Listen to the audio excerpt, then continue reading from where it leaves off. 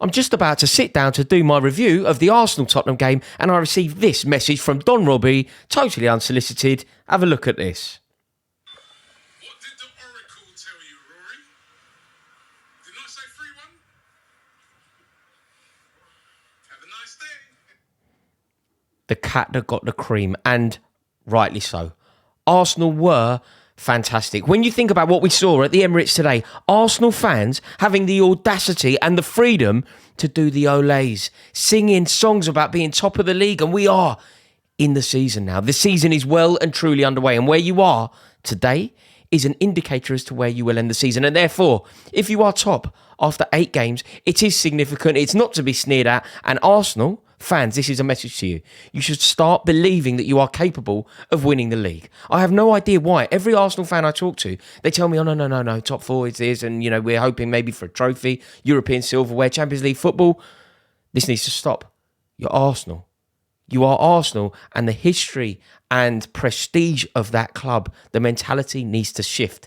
Change the words of that song. When you sing about qualifying for the Champions League, change it to winning the league, because this team are truly brilliant. Olaying against Tottenham. Anyone that was in that stadium today should really embrace that moment. When you get the opportunity to start doing the Olays, totally ridiculing an Antonio Conte Tottenham team, it's wonderful. It gives me joyous memories of when Chelsea beat Tottenham 4-0 twice in 3 days, and we were olaying for basically back-to-back 180 minutes. It was wonderful. And I think football fans have it in us, all of us, to be...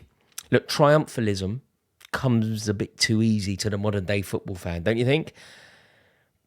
But I don't think this is it. The mood at Arsenal is completely and utterly justified. They have a proper team and they are real contenders. For the record, I don't think they're going to win the league, but I totally think they can. I've been saying this for such a long time. They are well and truly capable, and they are 4 points clear. They are a young, hungry, proper team, and they are real contenders. And it sort of troubles me of what's next to come. What is next to come from this Arsenal team? They have the bit between their teeth. They're keen, they're hungry, and they are genuine. And today, watching that game, they were basically as good as they have been in a derby since the days of Arsene Wenger. That's how good they were today. The start was intense, ambitious, relentless, and they sort of carried on from there.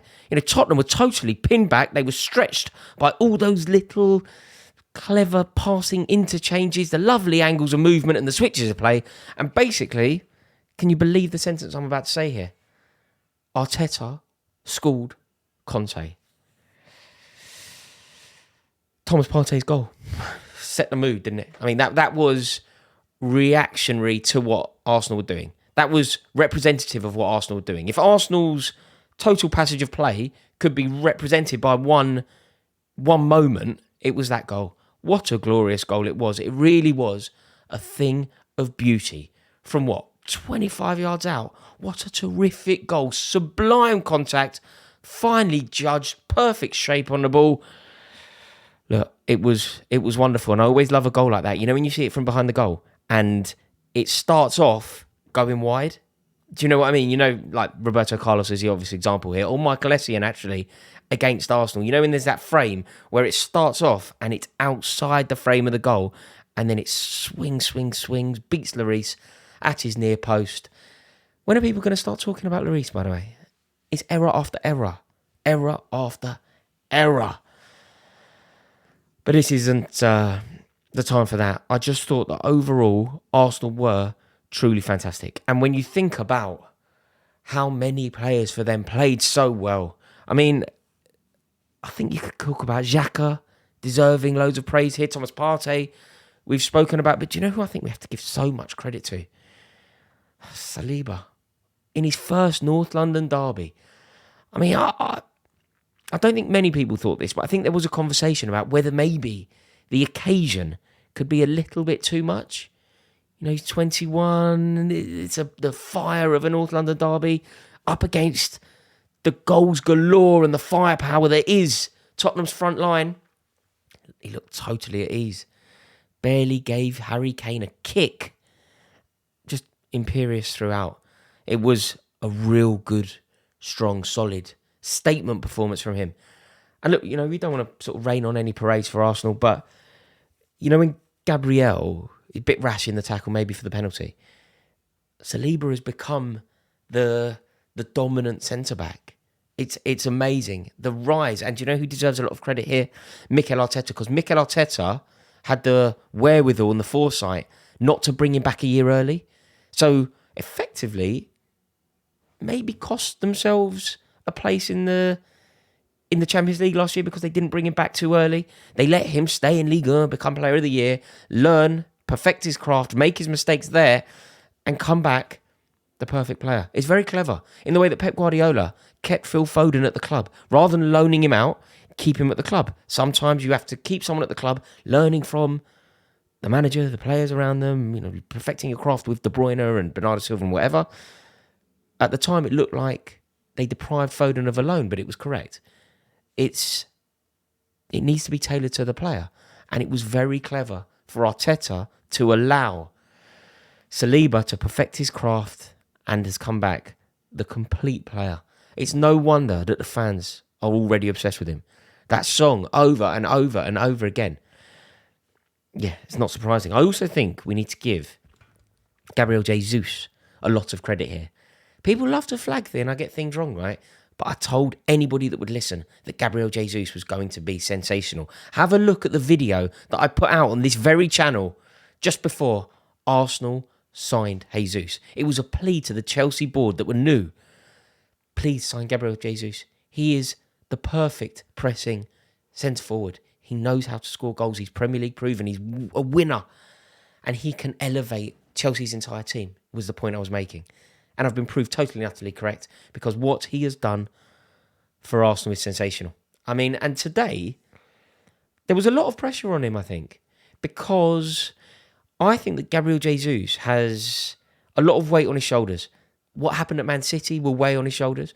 What happened at the World Cup, I think he might be one of the only ever Brazilian centre-forwards to lead the line for Brazil, to go into a World Cup as Brazil's main man, Brazil's goal scorer, Brazil's number 9, and not score a goal at a World Cup. I think in Brazil he gets a lot of stick for that.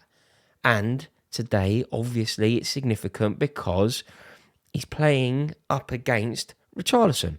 And we must remember that Gabriel Jesus was left out of the Brazil squad at the expense of Richarlison.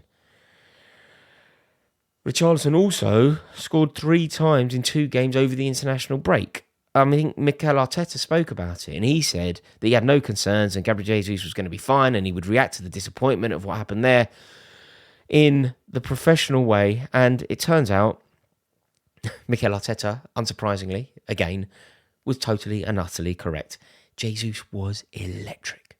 Phenomenal throughout. Scoring one, causing Tottenham's defence all sorts of problems. And it was a wonderful, complete performance. If we're going to be generous to Tottenham, and I think this is very generous, by the way, because I think that we must acknowledge that Arsenal were far head and shoulders above Tottenham when it was 11 against 11.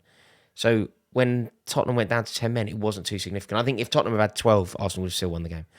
But if momentarily at least we focus on that sending off,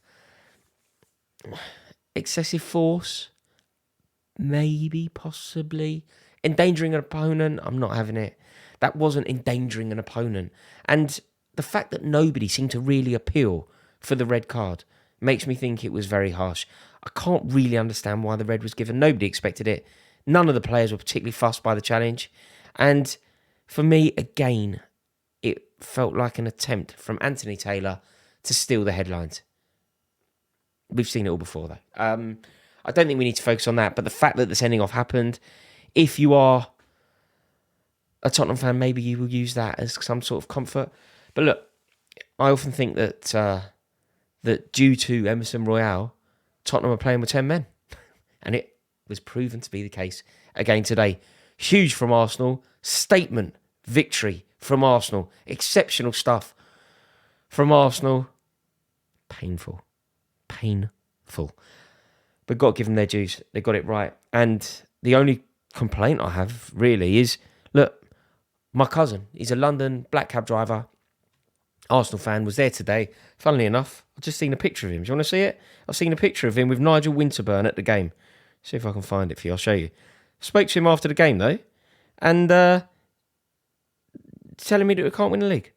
When will Arsenal fans change their mentality? Of course you can win the league.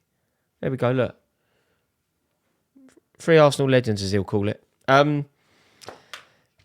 can win the league. And the sooner Arsenal fans start thinking that, surely the better their life will be. Annoying. Got Don Robbie on my case. Honestly, I'm from North London, right? I'm from a place called Kilburn, if you're not from this part of the world. My phone has not stopped today because I didn't expect this one to come. Before the game, I thought there was nothing separating these sides. Turns out there is a huge chasm.